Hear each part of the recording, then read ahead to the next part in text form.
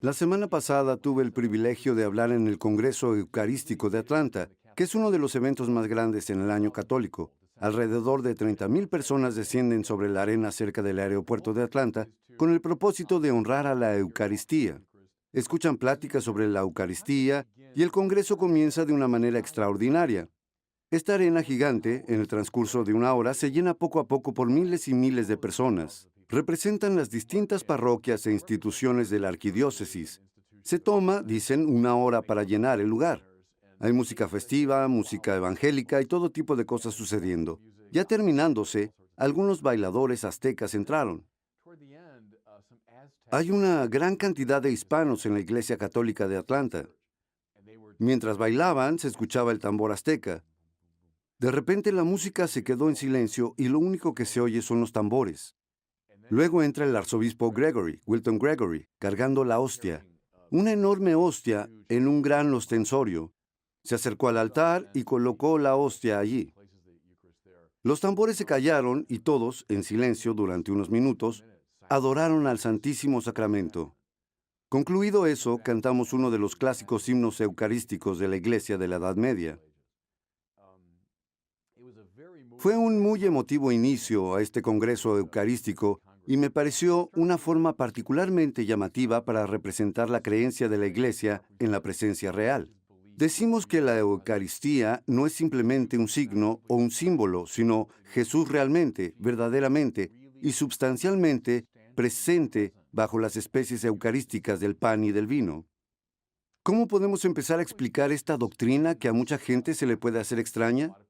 Vuelvo al capítulo 6 del Evangelio de Juan, a ese todavía impresionante discurso de Jesús en la sinagoga de Cafarnaúm. Tuve el privilegio, hace un par de años, cuando filmábamos nuestra serie Catolicismo, de dar una pequeña presentación allí. Son las ruinas de la sinagoga que no alcanzan a llegar a la época de Jesús, pero no son de mucho tiempo después. Él da un discurso en ese lugar y la gente viene a causa de la multiplicación de los panes y peces y porque estaban fascinados con Jesús. Él les dice, trabajad, no por el alimento que perece, sino por el alimento que permanece hasta vida eterna. Luego especifica, yo soy el pan vivo que descendió del cielo. Si alguno come de este pan, vivirá para siempre. Momento en el cual la multitud entró en desacuerdo y es muy importante entender por qué. Para un judío del primer siglo es difícil imaginar algo más teológicamente problemático y francamente más desagradable que lo que acaba de decir Jesús, debido a que en todo el Antiguo Testamento existen todo tipo de prohibiciones contra el consumo de carne animal con su sangre. Esto debido a que la sangre era vista como la vida, pertenecía a Dios, y por lo tanto estaba estrictamente prohibido que un judío comiera carne con sangre. Bueno, y aquí está Jesús hablando a una audiencia judía y está sugiriendo no solo comer carne animal con su sangre, sino su propia carne humana con sangre. Así que ya vemos la razón por la que, Juan nos dice, la gente simplemente se resistió, discutían. Decían, ¿cómo es posible que nos esté dando su carne para comer? Aquí a Jesús se le dan todas las oportunidades para explicar sus palabras. Bueno, ¿qué tal si se trata de una metáfora? Como por ejemplo lo hace con Nicodemo, cuando le dice, a menos que uno nazca de nuevo, no puede tener vida eterna. Y Nicodemo le pregunta, ¿acaso se puede entrar por segunda vez en el vientre de una madre? Y Jesús no dice, sí, justamente es lo que tienes que hacer, volver al vientre de tu madre. No, Él lo aclara y le hace saber que está hablando en una manera espiritual. Así que, al igual que con Nicodemo, también se le da la oportunidad de presentar lo que dijo de una manera metafórica o simbólica. En su lugar, intensifica su lenguaje diciendo, en verdad os digo, que es código bíblico para lo que estoy diciendo es muy importante. En verdad os digo, si no coméis la carne del Hijo del Hombre y no bebéis su sangre, no tenéis vida en vosotros. Y se intensifica al decir, porque mi carne es verdadera comida y mi sangre es verdadera bebida. El verbo griego detrás de si no coméis la carne del Hijo del Hombre no es, como uno espera, el verbo que significa comer, en el sentido normal, o sea, en la forma en la que los humanos comen. El verbo utilizado es roer o mordisquear, la forma en la que un animal come. Así que estaban desconcertados con el realismo de su lenguaje, pero él lo intensifica aún más. a menos que mordisqueen la carne del Hijo del Hombre y beban su sangre, no tendréis vida en vosotros. Esa es la base bíblica, me parece a mí, a esta antigua creencia católica de que Cristo está verdaderamente, realmente y substancialmente presente bajo las especies del pan y del vino. Ahora, si tú todavía estás confundido preguntándote, ¿cómo puede ser? Considera el poder de las palabras por un segundo. Nuestras palabras, nuestras insignificantes palabras humanas, pueden ser enormemente poderosas. Las palabras pueden describir, por ejemplo, lo que está pasando en esta habitación, pero las palabras también pueden afectar a la realidad y no solo describirla. Si una figura querida, entrenador, maestro o padre te dice algo que te alabe o te anime, eso podría cambiar tu vida entera. Todos podemos volver al poder de las palabras pronunciadas por alguien que tiene una enorme autoridad sobre nosotros. O démosle la vuelta. Alguien te critica, alguien te ataca o alguien debilita tu confianza.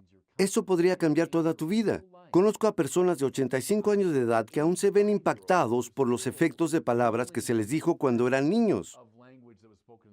Nuestras palabras pueden cambiar las actitudes de la gente, los corazones, o algo tan simple como un policía diciendo que estás bajo arresto. Ahora, si yo digo estás bajo arresto, estaría bromeando o se podría pensar que he perdido la razón y mis palabras no tendrían efecto en la realidad. Sin embargo, si un oficial de la ley te dice estás bajo arresto, te guste o no te guste, estarás bajo arresto, porque sus palabras tienen el poder de cambiar la realidad.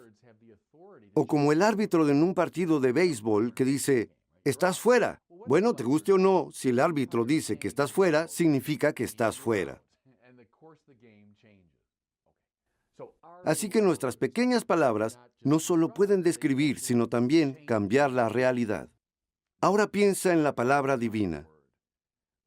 La Biblia dice que Dios habla al mundo, a la existencia. Esto está llegando a un muy importante punto teológico de que Dios dijo, hágase la luz, y hubo luz.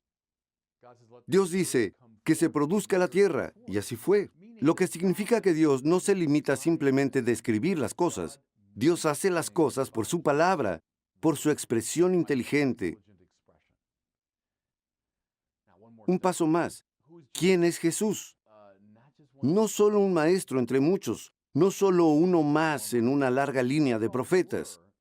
Si eso es todo lo que fuera, entonces lo único que pudiera hacer es participar en el tipo de discurso transformador en el que nos involucramos nosotros. Pero la afirmación de la Iglesia, la afirmación central del Nuevo Testamento, es que Jesús es la palabra hecha carne. Eso significa que la misma palabra con la que Dios crea el universo, ahora se vuelve personalmente presente en Jesús. Por eso en los Evangelios, lo que Jesús dice, acontece. Niña, levántate, le dice a la hija de Jairo, que había muerto. Los Evangelios recuerdan el arameo. Talitha cum, le dice a ella. Niña, levántate, y se levantó. Porque las palabras no solo describían, sino afectaban la realidad. Lázaro, sal fuera. Y el que había muerto salió, porque la palabra de Jesús transforma la realidad. Mi hijo, tus pecados te son perdonados. Y por Dios que estaban perdonados por aquel que hablaba. La noche antes de morir Jesús se sentó en una cena de Pascua.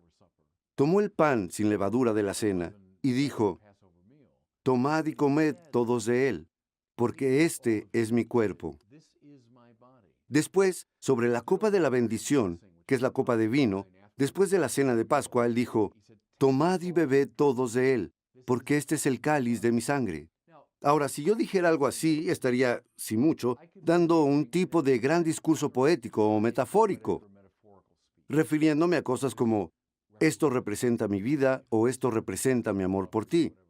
Pero cuando Jesús lo dice, sus palabras, por ser quien es, tienen el poder de transformar la realidad en el nivel más fundamental. Y esto es la afirmación de la Iglesia, que la sustancia del pan y del vino, que la realidad más profunda del pan y el vino, se transformó en la sustancia del cuerpo y la sangre de Jesús. Esa es la afirmación de la Iglesia. La base de esto es Juan capítulo 6. La explicación, yo creo, es el poder de la palabra divina presente en Jesús. ¿Cuándo el sacerdote en misa ocasiona el cambio eucarístico que está pasando? Él no está hablando sus propias palabras insignificantes, sino más bien en la consagración. El sacerdote habla in persona Christi, en la persona misma de Cristo. Él recuerda lo que Jesús hizo, pero luego se mueve a este discurso de la primera persona. Tomad y comed todos de él, porque esto es mi cuerpo. Él habla con la autoridad de Cristo, y es por eso que sus palabras tienen el poder de cambiar los elementos. Por eso, para los católicos, y lo vimos en Atlanta, la respuesta adecuada cuando se encuentran en la presencia de esos elementos transformados es inclinarse y adorar.